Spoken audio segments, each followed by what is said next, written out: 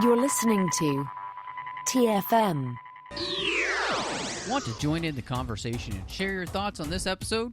Join the Babel Conference, our listeners' discussion group on Facebook. Just type BABEL into the Facebook search field, and we'll look forward to seeing you there.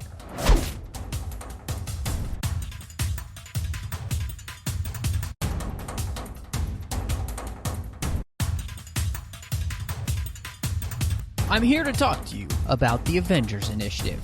Well, I guess they're assembled now. And to help me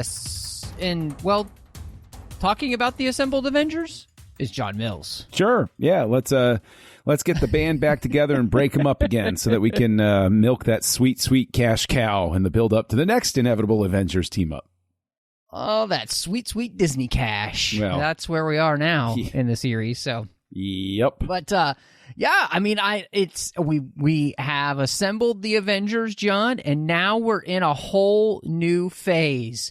In fact, I like to call it Phase 2. Phase 2 indeed, which is, again, another terrific opportunity, I suppose, to have a Black Widow movie, right? Now that we've introduced her character and had her in the big team-up, inevitably, since Iron Man's gotten 2 movies, and Thor's gotten his movie, and Captain America got his movie, and, well, nobody talks about Hawkeye, so whatever, but, like, inevitably, Black Widow's coming up soon, right? That's going to happen? It's got to be. I'm sure it will be. But before we get there, we're actually going to have our 3rd Iron Man movie. Oh, okay. Well, we'll delay it for a little bit then. Okay. Yeah. Well, it'll come.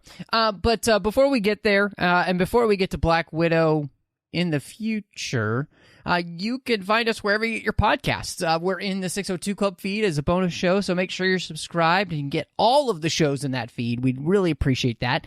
And, of course, you can also help out the show by giving us a star rating review over there and Apple Podcasts. Help people find the show, and if you review that, we'll thank you on the show. We really appreciate everybody who's done that. Y'all, if you would like to talk to us, you need to go over to Twitter at the 602 Club and follow us there, interact with us there. We've had some great conversations that have been going on about what we've been doing here, not only on the 602 Club, but also in assembling Avengers. Honestly, John and I today, we're going back and forth with some people about what we've been talking about here, especially as they look forward to the Avengers show that had just come out. So, and of course, you could find us on Instagram at 602 Club TFM. We're on Facebook at facebook.com/TrekFM. There's a listeners-only discussion group you can find called the Babel Conference if you want to talk to listeners from all over the world. And, of course, Trek.fm, where you can find all of the shows. And, of course, our main imprint there online as well. So, John, we come off the Avengers, and I kind of wanted to even just ask you that. I mean, we kind of made a little bit of a joke about, what would be the first thing to follow up the movie, and we asked the question with the second Iron Man, did we really need this? And so do you feel like that as we start Phase 2, that Iron Man 3 was the right way to kick that off? It's an interesting question, because I don't know that I was putting that type of thought into it. I know that a lot of my commentary comes from the fact that it's the benefit of hindsight, and you can, after the game is played, you can talk about what the coach decided to do, regardless of whether it was win or lose. What play would have been the best, would have made the most sense next in the sequence. And honestly, I don't know that I came out of Avengers really thinking about it. I honestly think that there was a part of my brain that said, okay, they built up and they got Avengers on screen, which is something we never thought was possible, that you would be able to have a big comic book team up like that, or to have it function the way a comic book does. And so it's like, wow, you guys did it. I thought that was the point where you just spike the ball and walk away. I honestly, I was like, I didn't even really think of it past that. You won the Super Bowl. Congratulations. I'm not worried about next season right now. So what about you? Were you thinking about what comes next or anything? I don't really know. And one of those things is because obviously it was 2012 when that came out. That is almost 10 years ago at this point. Yeah. And it's difficult to kind of recollect what I was thinking coming out of Avengers and what I was hoping to see. Now, I do think when I just kind of put my, hindsight glasses on, it does kind of make sense to follow this up with another Iron Man movie. Obviously, you kicked off, the whole Marvel Universe with Iron Man, and his experience and Tony's experience in Avengers, I think the way they follow it up here, it kind of, to me, it legitimizes the fact that we're going to do Iron Man 3 as the kickoff for Phase 2. You're right. And the thing is, as I'm going through in my brain, they do sort of just hit repeat, just skipping over the Hulk. Because we go Iron Man, Thor, Captain America, and then Guardians gets slipped in there, which is the little spicy detour. But essentially, we just hit a repeat of the same cycle that we had with Phase 1. So I suppose that makes sense in and of itself, to your point, because we did this pattern before and it worked. And I guess that speaks immediately to the fact that once Marvel found a formula, okay, we're just going to do the formula again because people were happy with it, and we'll keep doing it till we'll do it till it breaks. Yeah. Well, except for, like you said, Hulk. We'll skip that this time. Well, yeah. There are, although technically they do at least get a reference in with the Stinger, right? So in a sense, true. At least That's Hulk, true. Yeah. Hulk is appearing concurrently with Iron Man, which the first Hulk movie did. So there you go. Yeah.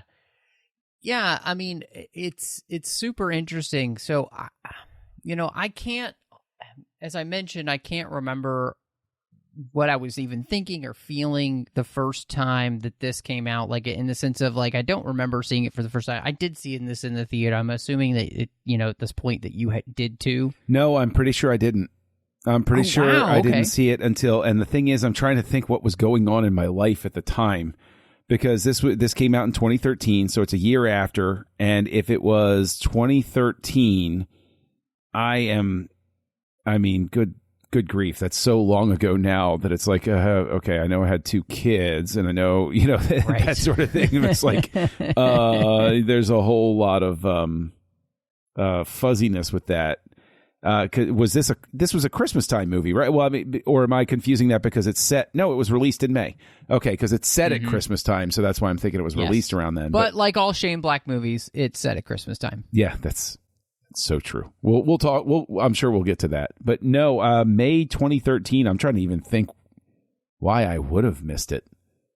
You know what? I'm just gonna say work related. That's why. Sure, let's just go with that. Yeah, no, that's understandable. No, I mean, I think. This is going to be, I think, an interesting conversation just all around because, Iron Man 3 is I think, a more contentious movie in the realm of the MCU fan. I mean, there are people that love it. There are people that hate it, and so what I'm really interested then is after you saw this movie, what were your initial thoughts? How were you feeling after watching Iron Man 3? Was it one that you had really liked, that you thought that they had made good choices with? Was it one that you came out of and thought, I loved it. I came out of it, absolutely loved it from beginning to finish. And I don't know whether it's because I was predisposed to like something because I like Shane Black's style. He writes well. And he has a gift for dialogue. He has a gift for character interaction. He has a gift for keeping action moving. And so typically, even if it's like Lethal Weapon 2, which is a movie I don't particularly care for, he wrote the first draft of that script at least. And interesting side note, killed one of the main characters in his version of the script before it was rewritten. And so it's, he did The Last Boy Scout. He had a hand in Predator. Like, there are all of these things where it's like, I like what the guy does, And also, I know that the first question for me, because now I'll reflect it back to you. When I was talking with a friend of the show, Sean Eastridge, about it, he asked me what I thought. I said the same thing. I was like, I love it. And he said, most people hate it because of the turn. Because of the plot twist with the Mandarin, that they rejected it because of that. So let me bounce it back to you. What was your first reaction? And then fold into that, what did you think of that twist with the Mandarin? Did it work for you?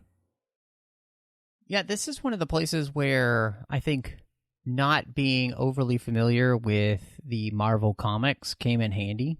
Mm-hmm. And so for me, I came out loving this movie as well, and mainly because, like the first movie and what the second movie tried to do, this movie was about exploring Tony and his experiences, really truly following up his life and death experience after Avengers, and trying to move the character forward in some ways. And in some ways, I think this movie is legitimately trying to put to bed some of the Tonyisms that we have seen throughout the series, and kind of create a new road for him to go down, where he will continue to be Tony, but he is also going to be a more enlightened Tony because of the experiences that he's been through with Avengers and just his own adventures as Iron Man. And so all of that I really liked about this movie. Those are all the things that I've thought through, from the very first time of seeing the movie. When it comes to the twist with the Mandarin, I didn't have an issue with it because I didn't know the comics. So I don't have any baggage coming in.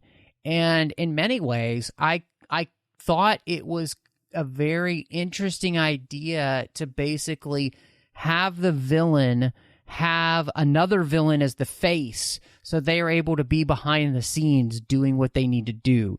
It's very Palpatine-esque, right? With you think of him pulling all the puppet strings, and he's the one behind the scenes that nobody realizes is there doing it in plain sight, right?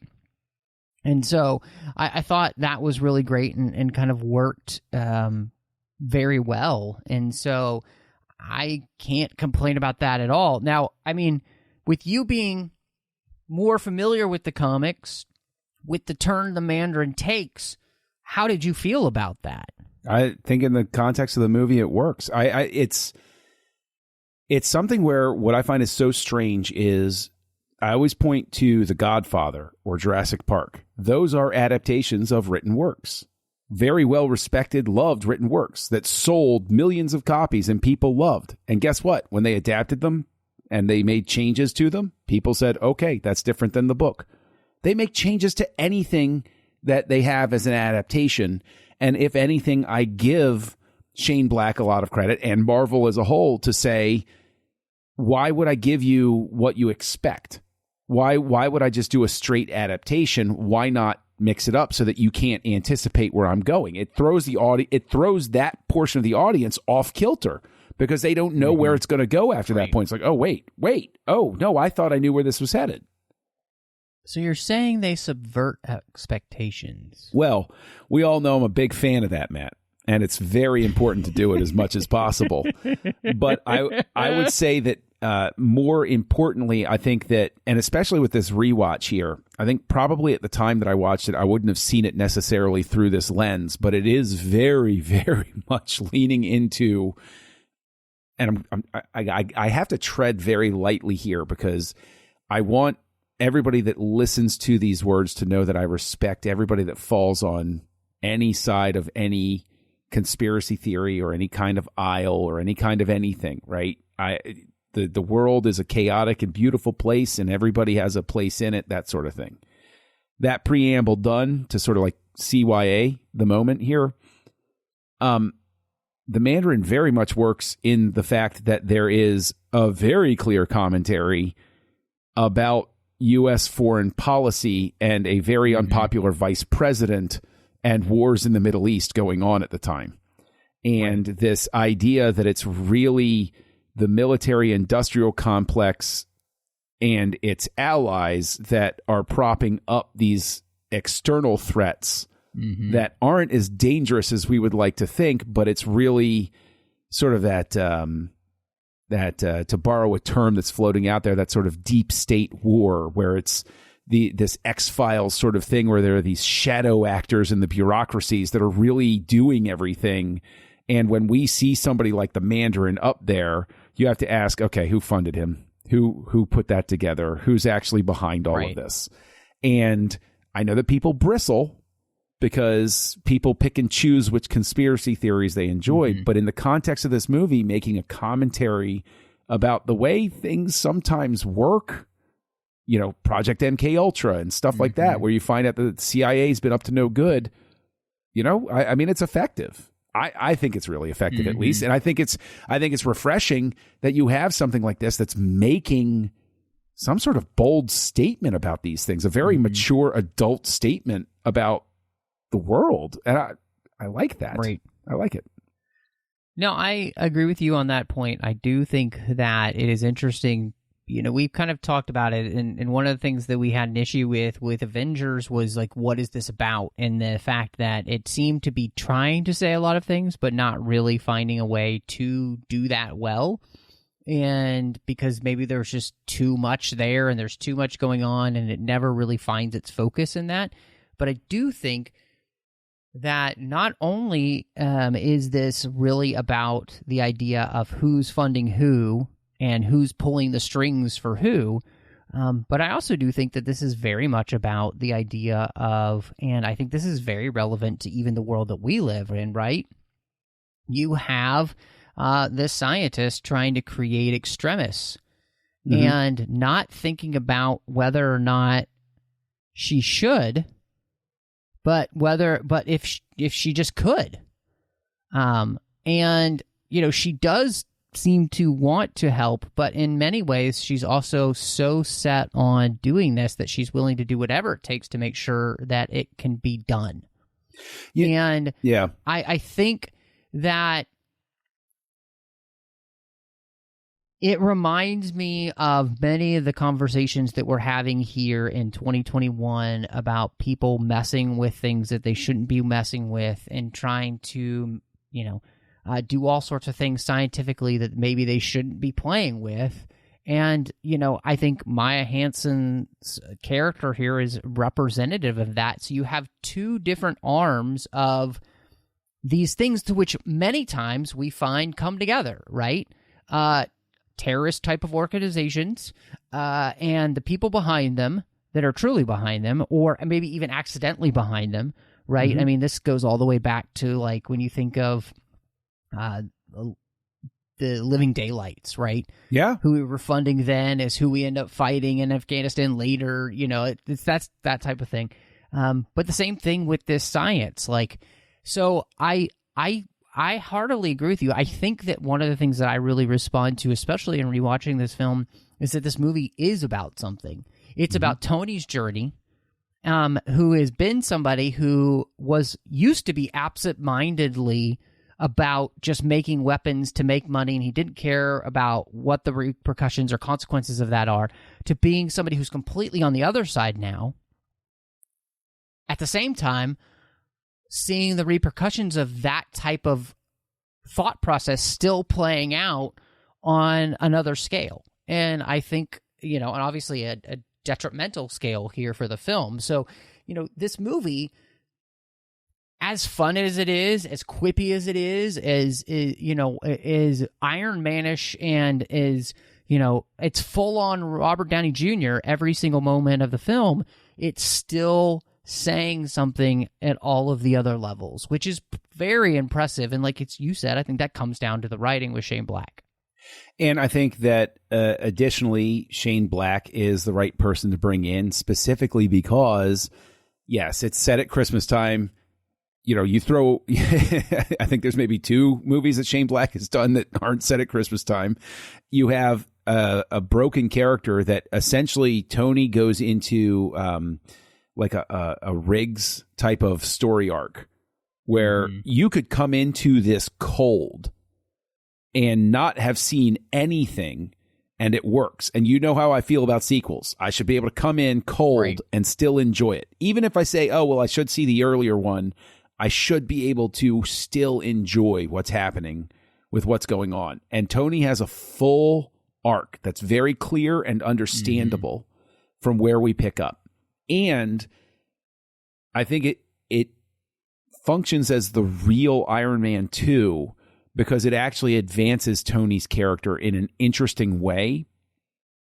And I think adds, you're talking about layers. One of the things that I know people also react about is the kid being a character in this. And I love the kid character, and I love the fact that Shane Black very, very craftily recasts what has been played as Tony's aloof nature. You find out that what it is he's just really honest. And this kid is, Pepper figures him out. Pepper obviously works with him. But we see in the context of him stepping into this temporary father role for the kid, that the kid craves this clear honesty from somebody, from a parental figure, from a father figure who's going to be able to give to him this very clear blueprint. Tony's never going to lie to him. Tony's always going to be telling him the truth. And even when they're kidding around, Tony's sense of humor is right there with the kids and knows how to, I love the scene where after they've had the fight, where the kid tries to put on the routine, of being cold and everything, and Tony just throws it back at him and just drives away.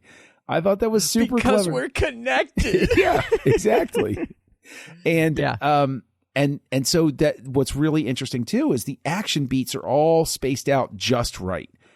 I think they get a little out of hand in some sense, but at the same time, Avengers rewrote the rules. We rolled with Avengers. And so this movie says, fine, you took that. We're gonna do this. We're gonna just accept that this can happen because we're in comic book world now. Right. Yeah, I agree with you too. I really like the idea of the kid.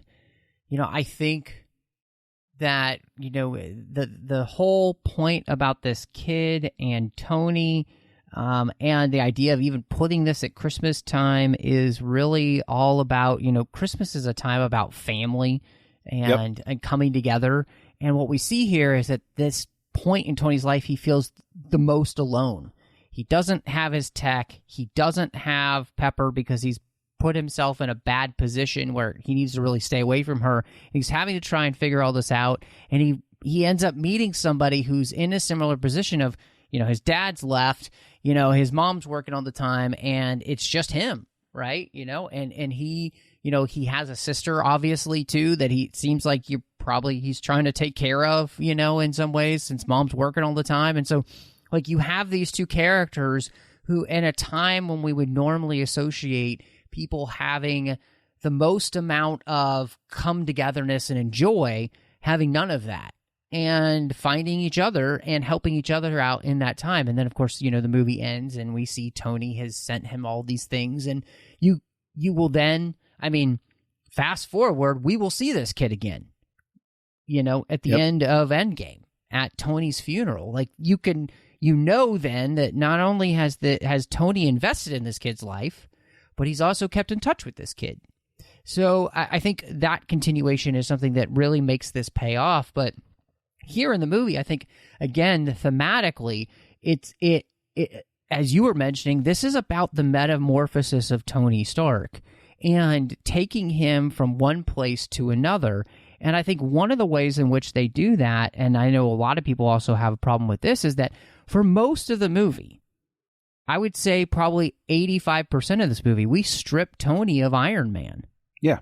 And it's just about Tony coming to grips with who he is, the choices that he's made, and having to, in many ways, overcome some of the bad choices that he's made again that have led him. This movie is literally just part one over again, but in the same way, it's advancing the character, like you said, again. We're telling the same type of story beats for this character. He causes his own downfall. He, his arrogance kind of gets him into trouble. He's without his tech, except instead of it being the first 20 minutes of the movie, it's almost the entire movie where Tony has to find a way to get from point A to point B to point C only with his wits.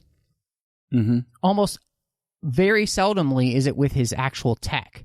And you also are seeing who he is as a person, what he truly believes in, what he truly cares about.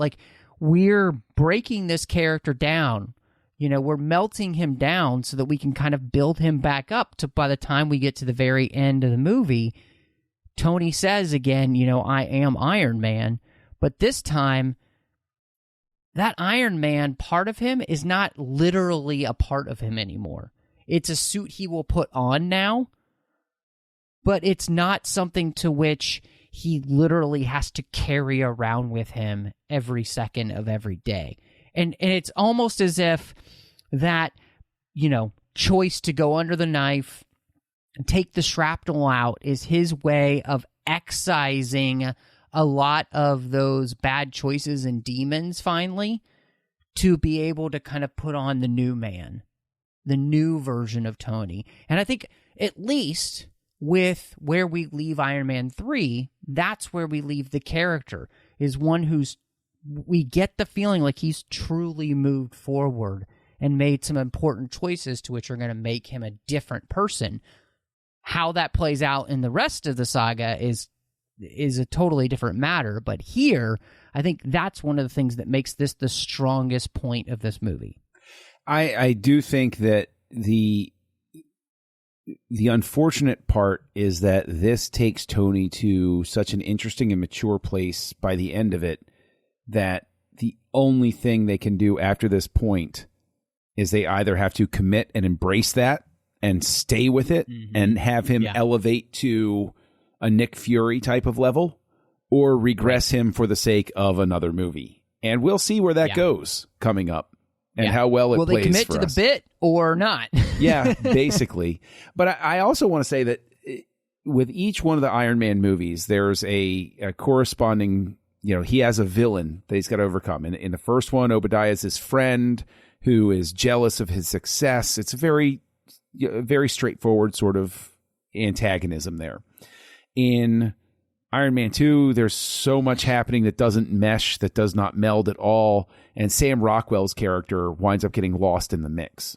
My question for you is, they then hit the reset button again, and we meet a third person played by Guy Pearce, who is Tony's adversary for fame and success and all of these things. Do you think they should have stuck with Sam Rockwell and had it be the Sam Rockwell revenge arc? Or do you think it's the smarter decision to hit the reset button and have a totally different person with Guy Pearce? I think what I love about them choosing Guy Pearce is that he is truly a mirror for Tony Stark, but he is the version of Tony who falls down his own well. Like, he's literally taking his own medicine, and he is the person who Tony could have been, right? Tony could have chosen to continue to be the person who was willing to do anything to stay the status quo. And what, this character, Killian, wants is to be a part of that status quo to which Tony has been a part of so long, right? He wants to be famous. He wants to be somebody who is looked at as being a genius. He wants the fame and the glory and all of that comes with it. And he's literally willing to do whatever it takes to be that. Whereas Tony just had all that. And when he realizes what that's cost other people, he shuts it down. And so I really like the mirroring that they do here with Killing It. And Guy Pearce, I have to give it to him. I think he's so good in this movie because he really embraces the megalomaniacal maniac that you to portray somebody who's just in love, truly in love with himself and what they're doing, regardless of how evil it is. And he doesn't care. And I think he plays that with such panache and such just glorious evilness that I really respond to it. So, and not to take anything away from Sam Rockwell, but I think it's better to leave that character in the past and allow somebody else to come in and play that character because you don't have any baggage. And I think just the way that it's written here is so smart. Again, it comes back, we keep talking about Shane Black, but I think he does a fantastic job here of really crafting something that works. And I think it's because in many ways it gets where Iron Man 2 was trying to go with this character, but it actually succeeds in executing that goal. Well, it all starts with the script, and we both, I think, very justly and very roundly knocked Justin Theroux's script for Iron Man 2. That's really the point at which it started, where it's like, oh, you could have made this cut, you could have made that. And so Shane Black either sat down with Marvel and they said, this is what we were trying to do. You can sort of see where it went wrong. Take that as a starting point for how we need to fix these things. And it really seems to me as if Shane Black said, okay, I'll give you your real Iron Man 2, and we'll construct it in such a way that just like Star Trek 6, you can ignore Star Trek 5 if you want to, because there's no direct reference to it. But if you liked it, okay, great. All right, yeah, sure, that happened too. We're not directly contradicting anything that you're talking about. And I think that actually this is the movie where Don Cheadle gets to play Rhodey to greater effect than Iron Man 2, and really underscores again that either at the end of Iron Man 1 or if they had Iron Man 2 structured the way that we think it would have worked better, with Don Cheadle in a much smaller role there, where he just receives the suit at the end. You know, it's like, okay, Rhodey, I trust you. You'll be the guy who gets this, and blah. And that's that one scene where we introduce Rhodey, and then this becomes his coming out party as the character. I like this character. I like this Rhodey. This is the moment where I'm no longer saying, what about Terrence Howard? This is the moment where I'm saying Don Cheadle is Rhodey, and just rolling with it. Yeah, that's a really good point. I think you're absolutely right in the way in which he embodies this character is really a lot of fun. And I think it's not only that, but I think it's that they give him something substantial to do in this movie. You know, with the fact that he truly is the avatar of the U.S. government in this movie, and they are actively trying to stop this terrorist. They're not just looking to, you know, the Avengers, you know, or an Iron Man to try and stop this person. And I think that really works. And I love the way in which we kind of see, and this was, again, it's a place where this movie does it better than the second movie, which is we see the way in which the government allies itself with somebody that they don't truly understand, that allows them to then kind of hack the technology that we've created, where it's almost like where we see the importance of having a demarcation line of the people that we let be involved in things. And, you know, Iron Patriot's suit gets hacked again, and, you know, Tony has to go basically in and fix it, but it's also what allows him to figure out what's going on. And so, you know, I think, again, just Don Cheadle has such... it's just more substantial here, and I think it fits him as an actor better, and just it does the character more justice, and absolutely it does feel exactly what they were trying to do again in 2, and it just takes this third time to kind of refine that and really bring it into a place where, like you said, you like the character and you want to see more of him. But I also think it's really beautiful because he is truly Tony's friend. Again, you know, like he, you know, as he's trying to talk to Tony about what happened, trying to push Tony to find help, you know, I think all of that is really awesome, because this isn't just about being heroes. This is about two guys who one of them is trying to take care of the other, who doesn't want to admit that something is really wrong. You know, and this is another place where, you know, Tony can't just fix it with technology. He can't just, you know, work his way out of something. And I think that's another great point in this movie. And I do wish, if there's one thing I would have liked to have seen, I know they make a joke of Tony going to quote unquote therapy in the Stinger. Yeah. But I do think it would have been nice and really helpful for anybody to see that Tony finally does actually go to talk to somebody. Because that's what this character truly needs.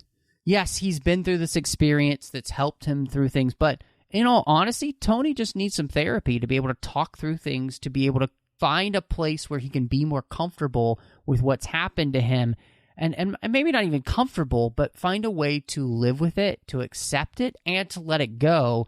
And I think it's that inability to actually do that which creates the ability for them to take the character in the directions they will later on. So I guess if there's anything that I really would have liked to have seen, and I could really criticize the movie for, I would say, is that we're dealing with mental instability in Tony in a way that I think I would have loved for them to give, to the Marvel audience and to the general public, to say, hey, you got these kind of problems. It is okay to go to talk to somebody that's licensed and has a, this is their job, is to help you through these type of things. So I agree. The stinger plays for kind of a cheap laugh in that context. It would have been probably nicer to have him talking to Cap about it, and have Cap being, I kind of get 100%. What you're saying, but you should talk to somebody else too. Something like that, instead of playing it for a laugh, because even though there are jokes, even though there are quips, even though there are laugh lines all throughout this movie, and I think they're terrifically written. When he's having the fight in the small town with the woman, and she says, was it so that's it, just a cheap, a cheap joke and a cheesy one-liner, and he's like, lady, that could be the title of my autobiography. Yes, that was fantastic. It's such a perfect line. And I think that Downey also delivers those jokes a lot better. But I think that I agree. It would have been nice to have it end on the more real note, because of the fact that it ends on that. The movie itself has that more serious approach to things. But and this is a conscious decision on my part. I'm grabbing a hold of the wheel here, and I'm turning us down a lane that I always want to try to get to, and that I am very, very interested in with this. The score. This time we get Bryan Tyler, and we've gone. This is our third crack at an Iron Man score. We haven't really been blown away by what's come before. What do you think of the score to Iron Man 3? Oh, it's so good. I mean, it really is. Bryan Tyler here, he was recruited specifically by Feige to create a more symphonic score, not just an action score, and to create a theme for Iron Man.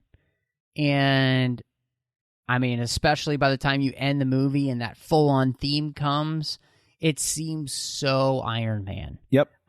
It's contemporary and yet classic all at the same time. I think he works in a lot of great material throughout the score. I honestly enjoy listening to this. This is the only Iron Man score to which I consistently listen to just when I'm working or whatnot, because I enjoy what Tyler's created. But I mean,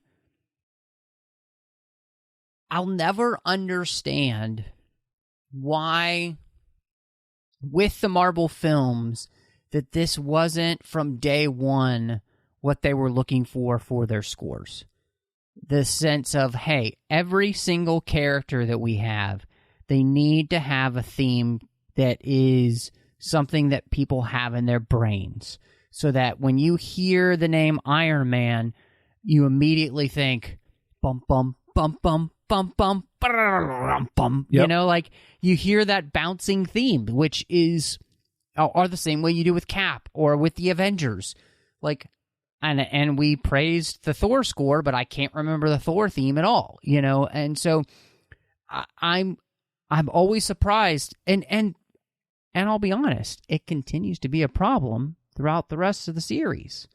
And what's great here is that Shane Black does not just rely on a bunch of pop music to tell us who Tony is. Yes. The score gets to do that. Yes. And we have a couple of great little, needle drops, which are great when, he's like dancing, in his work room, and, he drops the needle and it's the Christmas song and everything, which, classic, great, love it.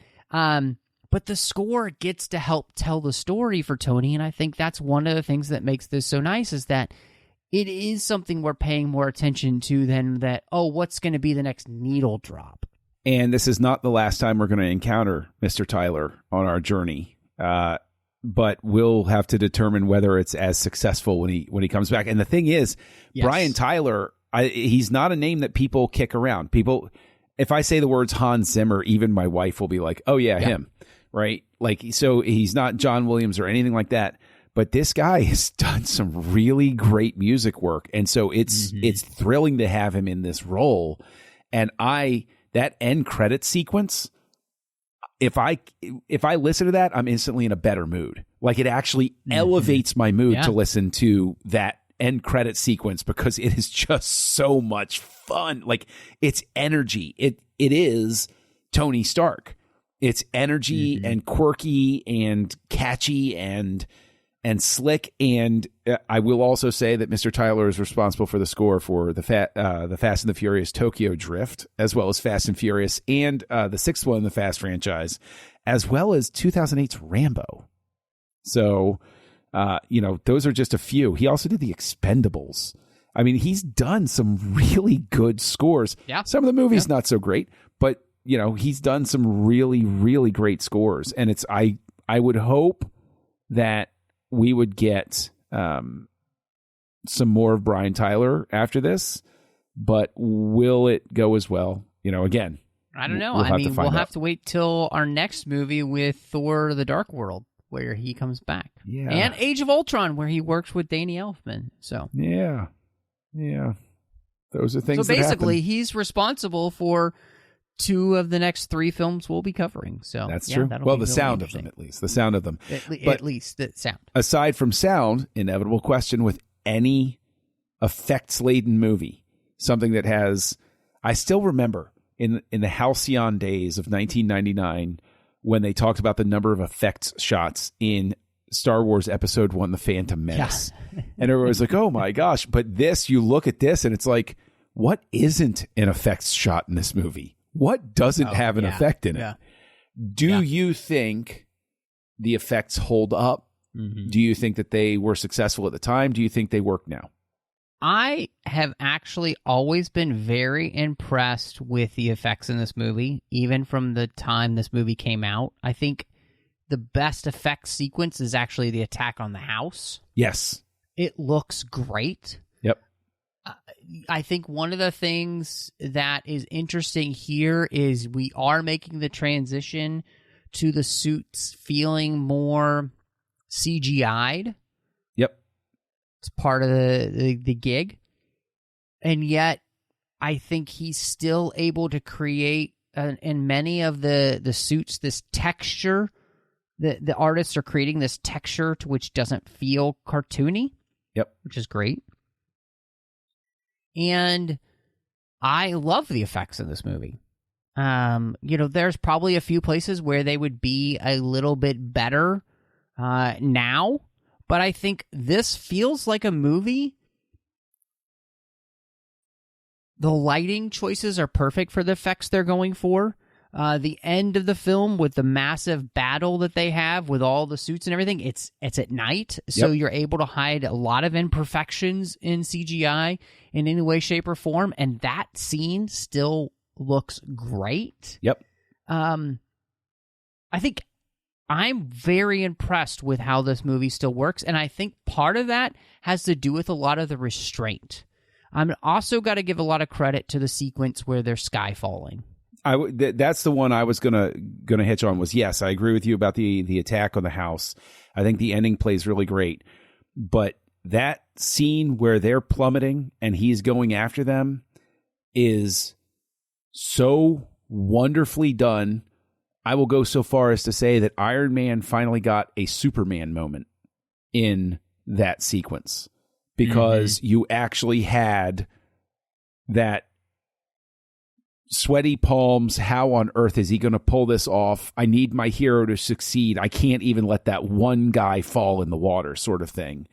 And so that is a great sequence, although I will say that as somebody who hates to fly, and when I say hates to It's your fly, worst nightmare. you can't possibly understand how much I hate to fly. Still do it when I have to, but I mean, statistically speaking, it is still the safest way to travel. yeah, okay, sure. Yeah, if you're impervious and from Krypton, sure. But the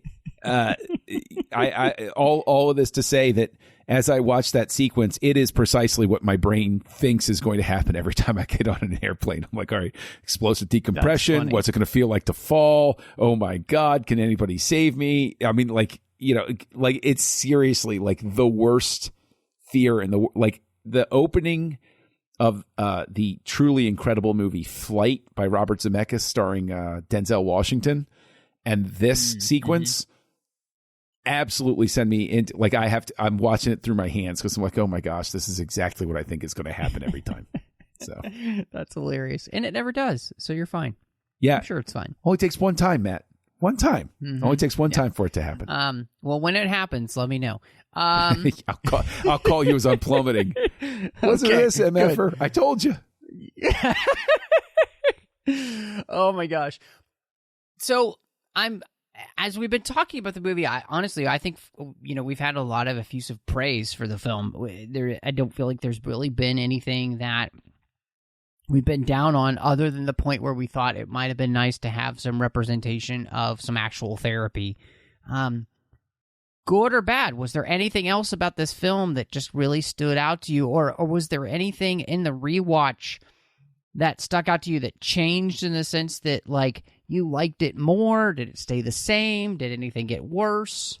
Everybody in the world is going to hate me because my opinion is virtually unchanged and probably went up a little bit because this is my first time watching it in a very long time. And I was trying to poke holes and it moves. It flows. It handles a lot of very complex stuff. The humor is really well balanced. I believe all of these characters. I think at the very end, it sort of pushes my patience a little bit with the Paltrow 1000. That's maybe a bridge that goes a little far, but I have so much fun watching the movie, and this seems to be somebody finally cracking the code to. I have to give Shane Black credit. This is probably the best female character development and performance in Marvel, at least up to this point, where I actually thought that the woman had a great role, was performed really well. Not just Paltrow, right? Like the women in this movie really work. They're not just token characters. There's real life breathed into these characters, and I like them a lot. Like when people talk about, well, there should be more, women characters in movies that have more to do. They're integral to everything that's going on. And I begrudgingly have to say that even if I had a little bit of a problem at the time with, as I jokingly said, the Paltrow 1000, this time it really does work.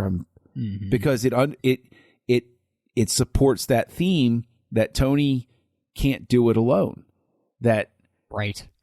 Iron Man 1, he's trying to do it all alone. Iron Man 2 is a jumbled mess. In this one, it's the sense that even if it's not the Avengers, Tony has people that love and support him around him all the time. And that's how he's going to survive. So it works.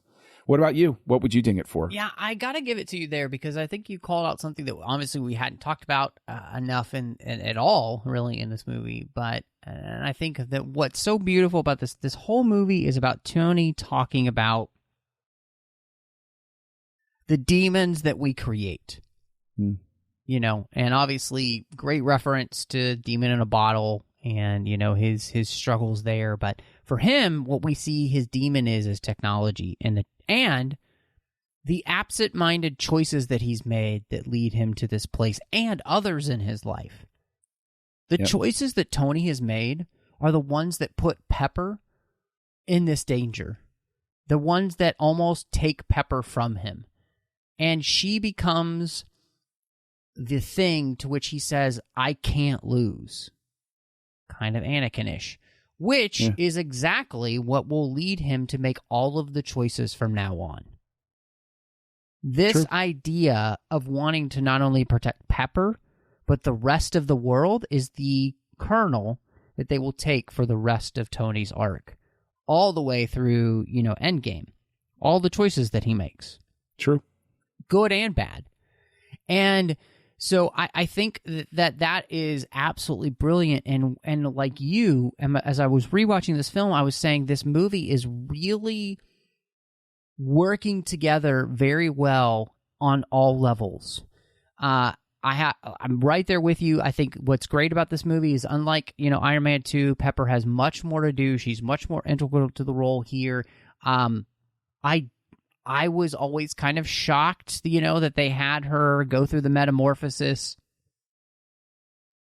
They Marvel reset button it by the end. She never, she doesn't stay with these powers. Even though I was thinking, wow, wouldn't it be kind of cool if, Pepper ended up being a superhero too. She'll get her suit later on. But I thought it was really funny the way they dealt with Happy here, and they gave him more to do and even growth as a character. And I was just very excited in rewatching this movie how well not only it holds up, but like you said, I'm never bored. The action moves, the story moves, the thematic elements move.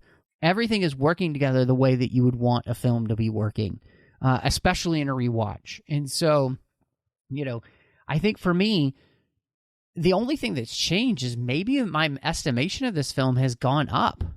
Mm-hmm. And so, I guess we're at that point where we would say, what would you rate Iron Man 3? I'm terrified to give it a rating because I was discussing this with a coworker over lunch, and I started talking about the same thing that we've laid out here, all the stuff that I liked and everything, and the reaction was not positive. I was reminded that this is an incredibly divisive movie for the fan base, that there are a lot of people that really don't like Iron Man 3. And so it's one of those things. Can I ask you about that before we get to the ratings then? Mm-hmm. When you talk to people or when you hear from people, what is it that you think that maybe people don't respond to in this movie? We are obviously responding to this, but what do you pick up that people aren't responding to? A lot of people don't like the kid. A lot of people don't like the Mandarin being a front, which we mentioned that before, but they really get down into very nitpicky sorts of things about how the armor behaves, about how, the physics of this or the physics of that. And I think we both addressed that earlier, where it's Avengers was the reset button. We're in comic book world now. Mm-hmm. And okay. Like everything behaves according to its own rules. That's fine.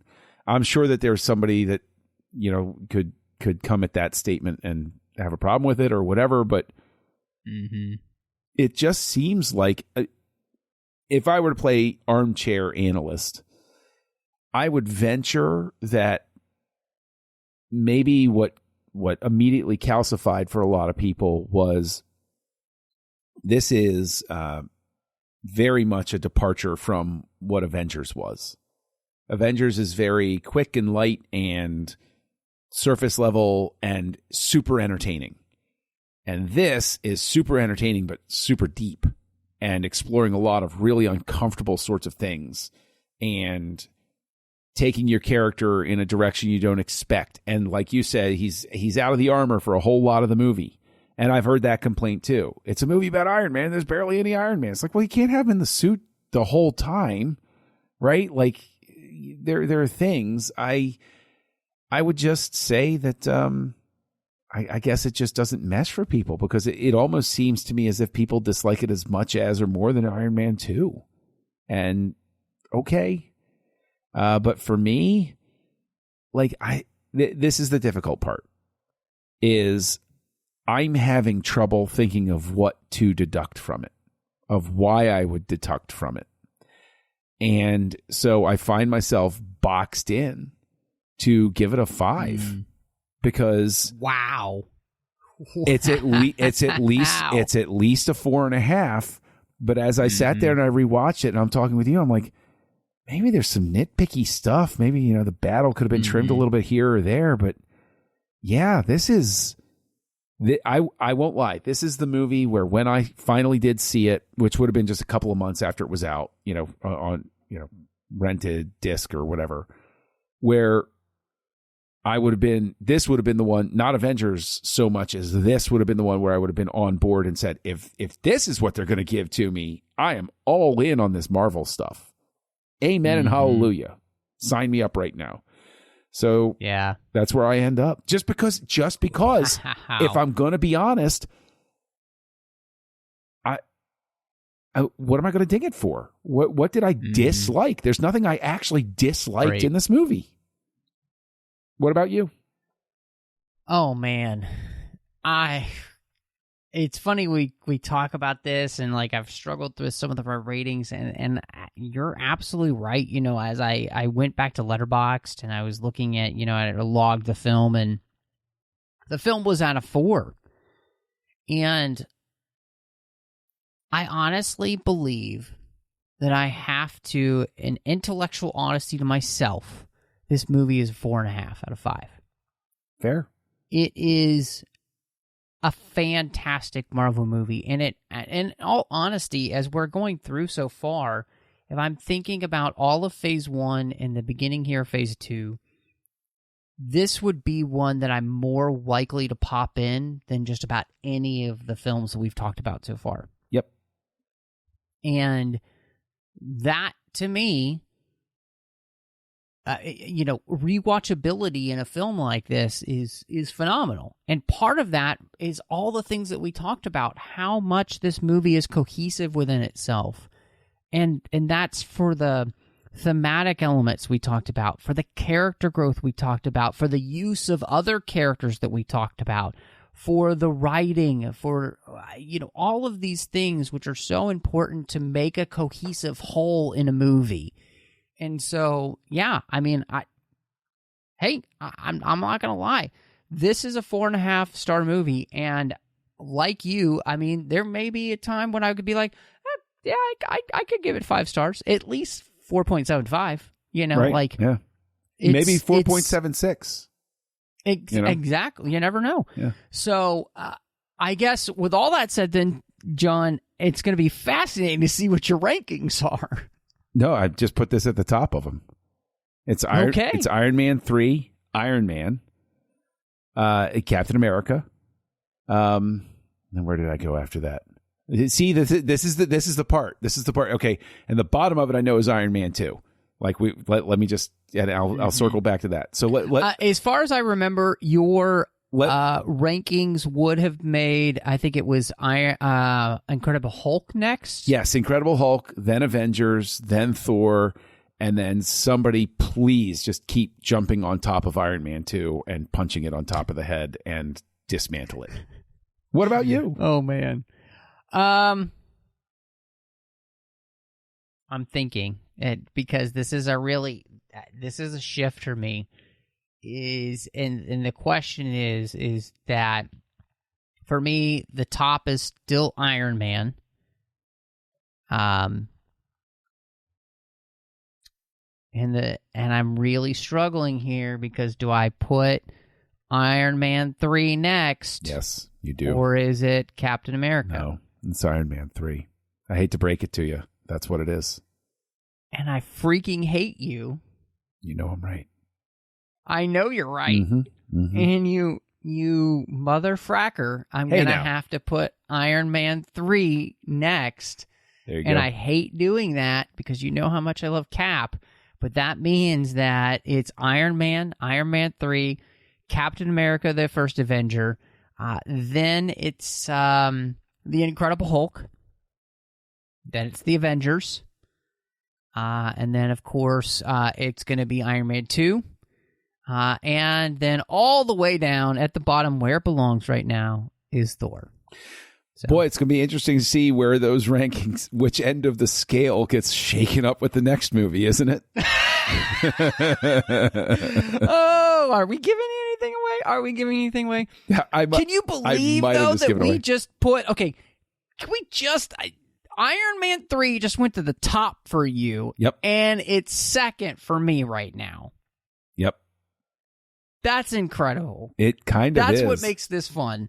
Oh, my gosh. It kind of does. It's kind of amazing, isn't it? Like, I don't... it's amazing. And the thing is, you know what? If anybody wants to send you hate mail online, where can they find you? Well, they probably do. You can find me on Twitter or Instagram, all those places under the name MattRushing02. You can also find me, of course, here on the network with the main 602 Club show, where we'll talk about all of the fandoms that we love, not just Marvel. Of course, you could also find, John and I's other bonus show here, Snyder Cuts. We're going to have a bonus episode coming up there soon. We've got a new movie to talk about there in the Snyderverse. And, of course, I'm also doing Literary Treks, The Orb, and Warp 5. Literary Treks about the books and the comics of Star Trek. The Orb is about Star Trek Deep Space Nine. And Warp 5 is about Star Trek Enterprise. And then over on the Nerd Party Network, I did a show. It's finished now. It's called Owl Post with Drea Kaufman. We talked about every single chapter of the Harry Potter series, one chapter at a time. And then I love this guy so much, we spend time talking about a whole other franchise together on Aggressive Negotiations. John Mills and I, we talk about Star Wars, so we hope you'll check that out. But John, I'm exhausted after that, so where can people find you? Well, like you said, hey, Aggressive Negotiations, you can find me over there on the Nerd Party with Matt, talking about Star Wars, having a lot of fun, just like we do on this show if you haven't listened to it yet. You can also find me on the Nerd Party co-hosting a show called House Lights, where we look at the work of directors chopped up and served up in various different combinations. And we got a terrific recommendation from a listener there where we may be doing something very, very fun and interesting in the short term. So stay tuned on House Lights. But mainly just look for Kessel Junkie out there, KESSELJUNKIE. That's where I go cause trouble out there online. Well, as always, thank you so much for joining us. Avengers!